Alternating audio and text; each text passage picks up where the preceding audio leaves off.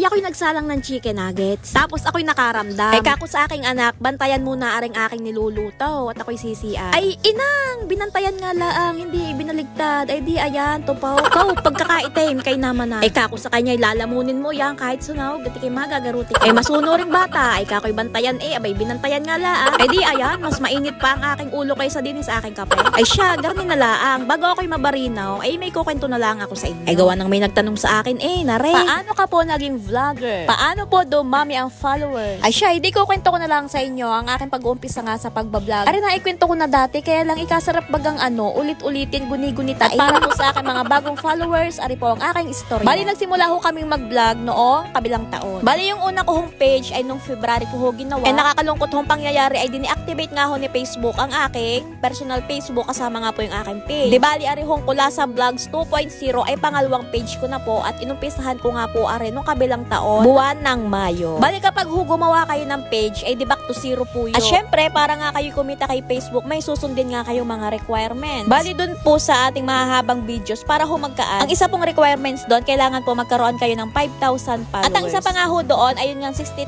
minute of views. Yung sa mga views na iyon yung madali naman ho naming nakukuha. Kailangan pagkaminsan ho ang hirap ho magpadami ng followers. Gawa naman syempre sino ka naman karakarang magpapalaw sa iyo di mga kakilala mo laang day. Pagkaminsan nga hindi ka pa pinapalaw ng iyong kakilala at pag minsan pinagtatawanan pa. Ay di sa madaling salita ho, yung aking mga pinsan at mga kakilala ay siguro nakapalo naman sa aking mga 1.5. Tapos para ho madagdagan yung aking 1.5 followers, ay sumali ho ako dun sa mga follow to follow. Gawa ng kapag ka-small content creator nga, ay yun nga ang mga ginagawa. Yung makikipag-engage sa video ng iba. Andyan yung comment na count me in, payakap po, pamahal po, pa-FB po, follow mo ko, follow kita. Ang kaanuhan nga laang ho doon sa follow to follow. Karamihan ho sadya doon ay hindi mga nanonood ng inyong video. Ay sadya hong nakadisplay lang ang mga followers. Gawa ng hindi ho iyon organic followers. Ang organic followers po na tinatawag ay yun yung kusang nag-follow sa inyo dahil nagustuhan yung inyong content, yung inyong videos, yung inyong reels. At nung mga panahong iyon ay maswerte-swerte pa nga ho ako dahil may nag-promote nga sa akin na isang content creator na may 100k followers. Ay di nadagdagan ho lalo ang aking followers pero wala pa rin pong 5,000. Pero malapit na ho, nasa 4,500 na. Kaya ang ginawa ho nung aking asawa at nung iba ko pang pinsan, abay, pinag-PPM ang mga kakilala para nga lang ako i-follow. Ay, kay naman na, nilako na ako. Ay di ayun, naka 5,000 na nga at nakumpleto na nga ang requirements. Tapos, ayun, at nakapasa naman sa review. After 2 weeks, meron na nga tayong stream ads. Tapos, ay di kami tuwang-tuwa.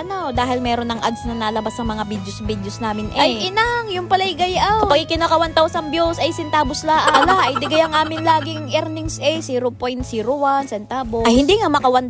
Pagkakahirap maka $1 pala. Tapos, ang content pa nga namin dati ay paglulutaw. Ay, di magastaw. Ay, inang, tapos ang manonood ay iilan. Alay, lugi pa sa pinambili ng bitchay. Kaya naman na, pagkakahirap pala akong kumita din kala ko'y basta na Yun no ay bukod ang kita sa Reels ha, tsaka po dun sa mahabang video. Noong mga panahong iyon, wala pa ho kaming ads on Reels at kami nagkaroon lang ng ads on Reels waray ko January, ay December pala. At kaya kami nagka-ads on Reels gawa nung may nag-viral na video. Ay kuruin nyo iyon, Mayo nag-umpisa, nagka-ads on Reels December. Ay tapos para nga magka-ads on Reels, kailangan ni araw-araw kayo mag-a-upload. Ay kuruin nyo iyon, pagkakatagal. O edi iyon, bago nga kami magka-ads on Reels. Mga ilang buwan, talagang nakakatamad gumawa ng long form video. Gawa nung talaga ay kakaunting nanunood, minsan 1,000, 2,000, 3,000, tas ang earnings mo doon, centavos laang, sadyang centavos. Kaya paminsan-minsan na lang ako nag-upload, gawa ng nakakatamad kaya, ang hirap kaya mag-edit. Pag minsan nag-upload na lang ako para for the memories na lang. Syempre, yung aking mga pinsan, yung aking ina ay pilit pinapalakas nga ang aking luaw. Sabi, hayaan mo sa banda-banda riyan, ikiilala ko rin ni Facebook, huwag kang mainay. Basta iki mag-upload na lang na mag-upload, malay mo gay ki mamaya'y mapansay. Ay, basta iki magdire-diretsot, nariyan na yan Ede yun, sa madaling sabi, nag-ads on Reels nga kami ng December, Ayun, bali, dito na kami umusad nitong January. Edi yun yung mga nire-reels ko tungkol na lang sa masasayang experience nga dito sa tindahan. Bihira na lang kami magluto, talagang ubos ng kapital. Edi yun, ang daming nakaka-relate na may mga tindahan din. Di ang daming nag-follow sa akin, nasa dyan namang may mga sari-sari store din. Kaya naman yung video ko at yung aking reels ay tungkol na nga lang talaga sa tindahan. At least wala pang puhunan. Hanggang sa nadagdagan ng followers. At nung February nga ay nakasahod na. Kuruin nyo iyon, yung earnings ng mula July. Ay February pa na kumpleto. O kita nyo gaya yung pagkakatagal. O naging 10k followers kami. kami hanggang sa naging 30, 40, 50. At ngayon nga ay naging 100k followers. Hanggang ngayon nga hindi pa rin kami makapaniwala. Yung mga dating tinderang vlogger na inaabangan ko at mga pinapanood ko kagaya ni Mami Inday, ni Tindahan Stories at ni Madam 4S Vlog. Abay, mga kaibigan ko na ngayon din sa pagbablog. Oy, nagko-commentan